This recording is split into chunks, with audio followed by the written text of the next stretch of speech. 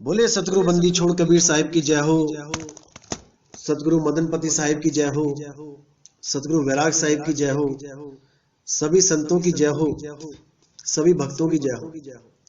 साहिब बंदगी सतनाम।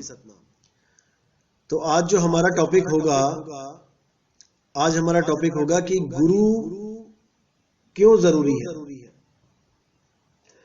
जैसे आप लोग को पता है कि शब्द गुरु ही हमारा सच्चा गुरु है, हमारा परमपिता परमात्मा है। सब जीवों का एक ही गुरु है, वो शब्द गुरु है। लेकिन फिर भी हमें देही गुरु की जरूरत क्यों पड़ती है? क्यों हम बार बार कहते हैं कि हमें गुरु धारण करना चाहिए, जबकि परमात्मा तो सबका है, परमात्मा तो सबके पास है, सबके साथ है, फिर भी हम कहते हैं कि गुरु धारण करो। आखिर क्यों? इसके पीछे बहुत बड़ा राज है भाई, इसके पीछे बहुत गुप्त भेद है। जैसे परमात्मा तो आदि और अंत है, परमात्मा तो हमेशा से ही है, हमेशा से ही है, हमेशा ही रहेगा। लेकिन आज अगर एक बच्चे को हम पैदा होते ही जंगल में छोड़ आए, तो क्या उसको वो शिक्षा मिल जाएगी? क्या उसको वो अक्षर ज्ञान मिल जाएगा? क्या उसको वो चीजें मिल जाएंगी जो हम एक गुरु की शरण में जाके प्राप्त करते हैं? कभी नहीं मिलेगी। गुरु धारण करना ही पड़ेगा, तभी वो इस लायक होगा कि वो समाज में बैठ सके, उठ सके, कुछ चार बातें कर सके और ज्ञान प्राप्त कर सके। अगर गुरु धारण नहीं किया तो समझो कि जैसे एक जानवर आता है दुनिया में, वैसे ही आप भी आए और आप भी चले गए। जैसे एक जानवर आया वैसे ही आप आए और आप भी इस दुनिया से चले गए, बिना कोई ज्ञान प्राप्त किए। तो इसीलिए कबीर साहब भी बार बार बोलते हैं, हमेशा ही बोला कबीर साहब ने कि गुरु बिन पढ़े जो वेद पुराना और सार न जाने रहे अज्ञान। जो बिना गुरु के वेद पुराण पढ़ भी लेता है, समझने की कोशिश भी करता है, वो समझ नहीं सकता जब तक उसे कोई गुरु नहीं मिल गया समझाने वाला। तो गुरु की महिमा बहुत बड़ी है। गुरु अपनी जगह है और परमात्मा अपनी जगह है। इसीलिए बार बार बोला गया कि सेवा को दो ही भले, एक संत एक राम, और राम है दाता मुक्ति का, संत जपावे नाम।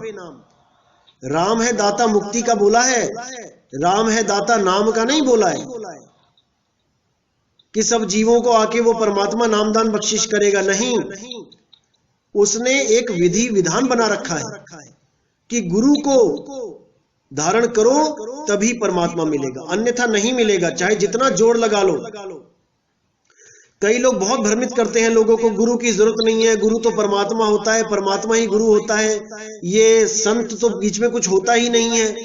गुरु ग्रंथ साहब कहता है कि संत कुछ नहीं होता है, सीधे परमात्मा ही चाहिए हमें। अरे गुरु ग्रंथ साहब कहता है संत का निंदक महाहत्यारा, संत का निंदक परमेश्वर मारा। उन्होंने बोला है, गुरु ग्रंथ साहब में बोला है कि संत का निंदक परमेश्वर मारा, यानी संत अलग है, परमेश्वर अलग है।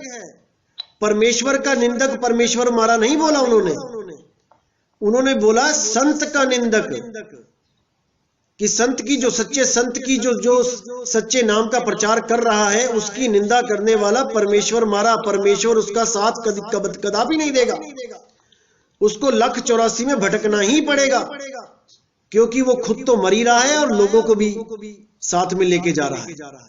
खुद तो वो डूबेगा ही और बाकियों को भी लेके डूबेगा।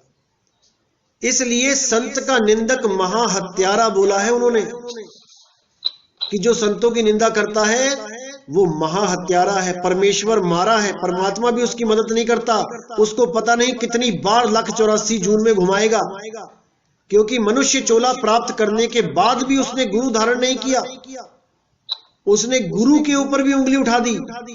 ऐसे लोगों को परमात्मा भी मदद नहीं करता, नहीं बख्शे जाएंगे वो।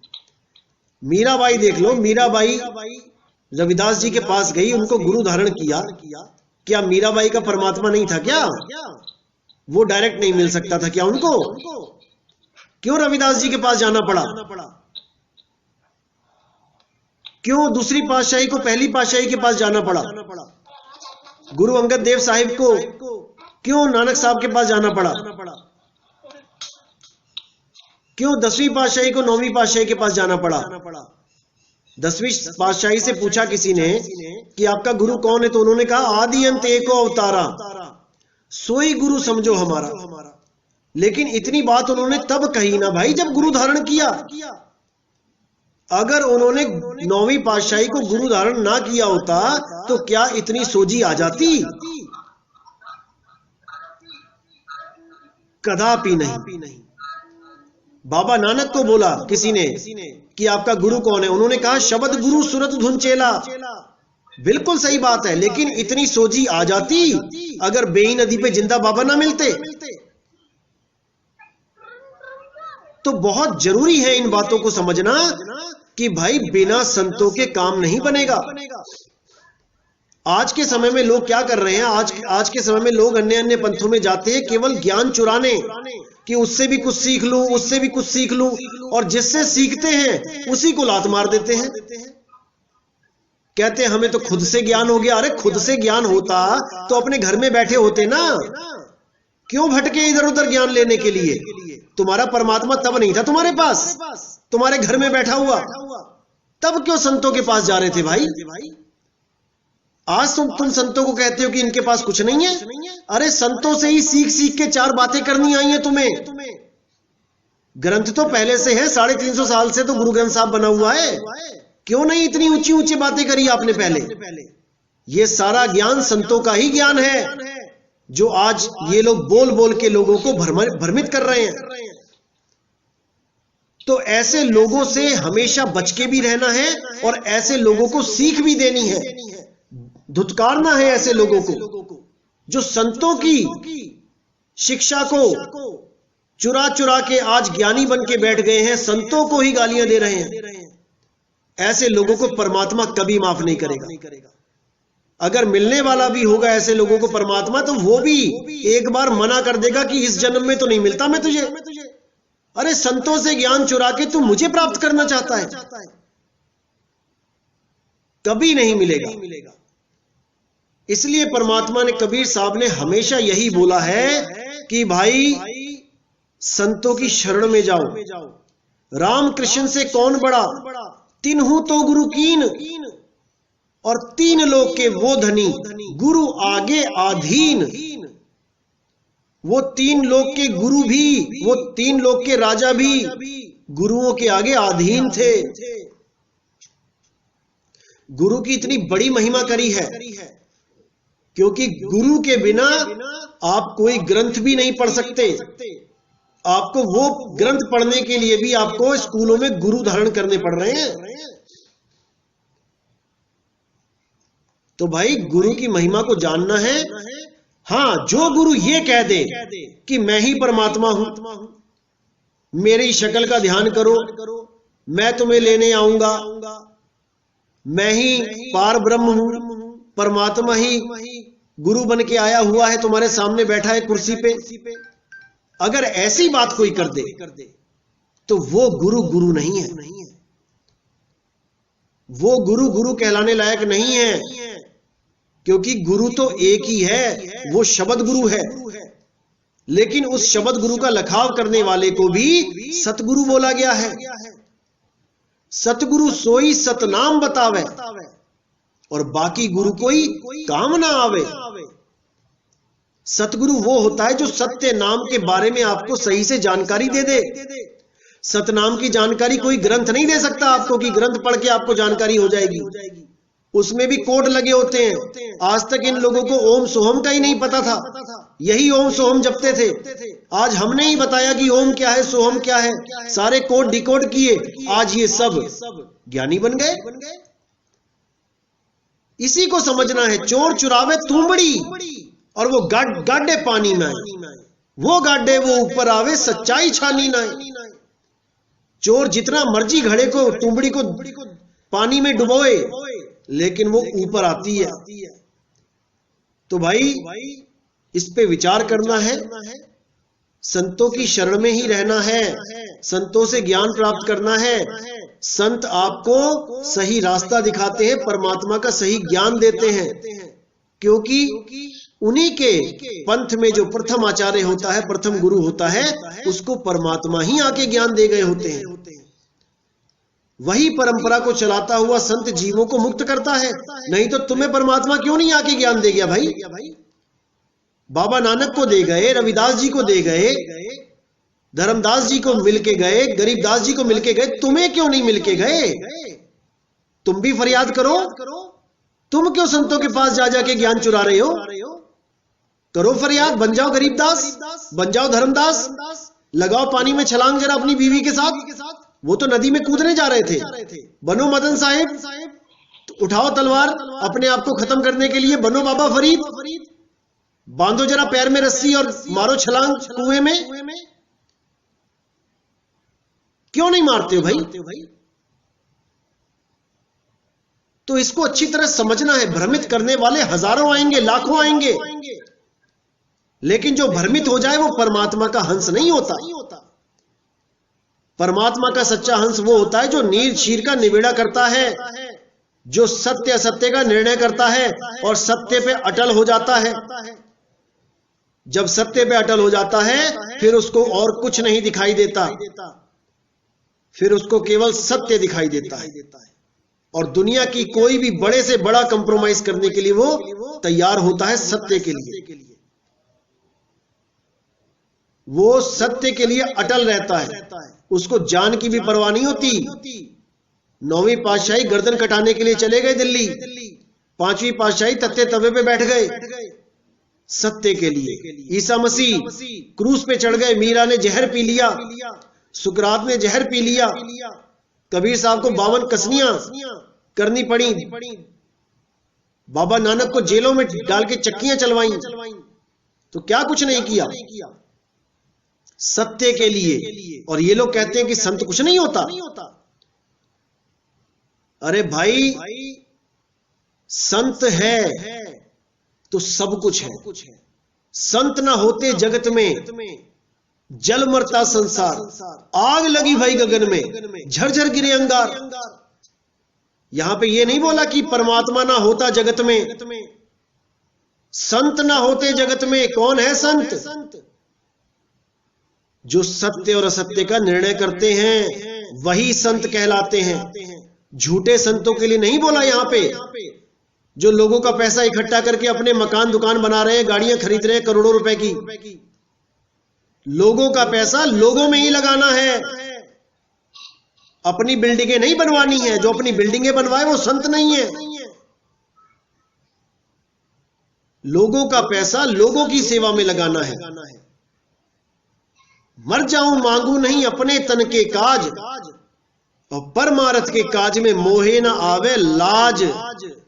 मुझे कोई शर्म नहीं आती अगर मुझे परमार्थ के लिए अगर पैसे आप लोग से मांगने भी पड़ जाए, मुझे कोई शर्म नहीं आती। लेकिन उस दिन डूब के मर जाऊंगा जिस दिन आपका कोई भी पैसा मैं अपने ऊपर लगा लूंगा। आपका पैसा, भक्तों का पैसा भक्तों में ही लगता है, अपने ऊपर नहीं लगता है। कोई गाड़ियों में नहीं घूम रहे हम लोग। तो इसको अच्छी तरह समझना है आपने। भ्रमित करने वाले लाखों आएंगे, करोड़ों आएंगे। बहुत से ऐसे लोग आएंगे जो हमारे पंथ में घुसेंगे, ज्ञान प्राप्त करेंगे, लेकिन अपना आडंबर चलाने के लिए कुछ ना कुछ मिलावट करके एक नया पंथ खड़ा कर देंगे। कह देंगे भाई इस पंथ में तो कुछ नहीं था, असली ज्ञान तो अब हमें पता लगा है। अरे तुम्हें कहां से पता लग गया भाई? वो परमात्मा का वो हुक्म हो चुका है, उसमें कोई बदलाव नहीं हो सकता। वो एक ही हुक्म है, हुक्म से बाहर कोई नहीं है। और जो बाहर जाने की कोशिश करेगा उसका नाश होगा। नानक हुक्म पहचान के तौजा खस में मिलना। हुक्म को पहचानना पड़ता है। वाणियों में हुक्म छुपा है, वाणियां ही डिकोड की जा रही हैं उस हुक्म को पहचानने के लिए कि परमात्मा का हुक्म क्या था और ये जीव क्या कर रहा है। जब परमात्मा के हुक्म को वो पहचान जाता है तो उसको रास्ता मिल जाता है। उसको फिर किसी की बात सुनने की जरूरत नहीं है। वो अपना मालिक के दरबार पहुंचेगा, मालिक उसका हमेशा स्वागत करेगा, उसको हमेशा अपने पास रखेगा, उसको वापस जन्मों में जाने की जरूरत नहीं है। तो अभी ऐसे बहुत आएंगे भाई भरमाने वाले, और मैं इंतजार कर रहा हूं। और इतनी जल्दी ज्ञान नहीं दिया जाता है। जब तक शिष्य को पूरा परख ना लिया जाए, जब तक उसको पूर्ण ज्ञान नहीं दिया जाता है। हर संत का परखने का अपना अपना तरीका होता है। जब कबीर साहब परखते थे, रविदास जी परखते थे चेलों को, तो देख लो, हाथ में दारू की बोतल, एक हाथ में दारू की बोतल और दूसरे हाथ में वैश्या, ऐसे परख की जाती थी पहले भी। और मैं भी परख करता हूं, ऐसी बात नहीं कि मैं परख नहीं करता हूं, लेकिन हम दया भी करते हैं, हम मौका देते हैं सुधरने का। मैं बहुत परख। पंथ में अब कोई भी बगुला नहीं आ पाएगा, अब हंस आएंगे, क्योंकि बहुत दया करके देख ली, जितने बगुले आए थे वो सब फेल हो गए। मैं सोच रहा था कि उनको हंस बना दिया जाए, लेकिन वो बगुले फेल हो गए। इसी प्रकार हमारा परखने का अब अंदाज थोड़ा अलग रहेगा। अब हर बंदे को अलग अलग तरीके से परखा जाएगा, और जो इस पंथ में टिकने लायक होगा केवल उसी को जोड़ा जाएगा, अन्यथा उसको नहीं जोड़ा जाएगा। तो भाई पूरा विवेक लगाना है, पूरा विचार करना है, एक एक चीज को अच्छी तरह समझना है। जो भी बताया जा रहा है एक एक चीज को अच्छी तरह समझना है, क्योंकि यही जन्म मिला है मेरे भाई। अगर इस जन्म में भी अगर नहीं समझ पाए तो 1,84 सामने खड़ी है। फिर तो 4 पैर मिल जाएंगे और एक पूंछ लग जाएगी। अभी 2 पैर पे खड़े हैं, अच्छे अच्छे कपड़े पहन रहे हैं, फिर ये कपड़े पहनने को नहीं मिलेंगे। गली में देख लो कुत्तों का हाल क्या है, बिल्ली क्या है, हाथी घोड़ा क्या है। सारी उम्र नंगे घूमना पड़ेगा, चाहे बरसात है, चाहे आंधी चल रही है, चाहे धूप है। अभी तो सारी सुविधाएं मिल रही हैं, लेकिन फिर नहीं मिलेंगी। तो पूरा विवेक लगाना है, हर चीज को समझना है। तो आज का सत्संग यही समाप्त करते हैं। जय गुरु बंदी छोड़ वैराग साहिब, जय गुरु बंदी छोड़ बाबा मदन साहिब, जय जय बंदी छोड़ सतगुरु सत्य कबीर साहिब की सदा ही जय हो। साहिब बंदगी सतना सतना।